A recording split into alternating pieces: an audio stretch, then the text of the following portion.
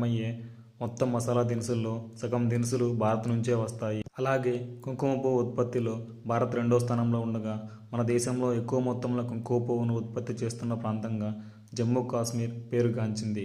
ఇక జమ్మూ కాశ్మీర్లో కుంకుమ పువ్వును ఎలా ఉత్పత్తి చేస్తారో ఇప్పుడు తెలుసుకుందాం.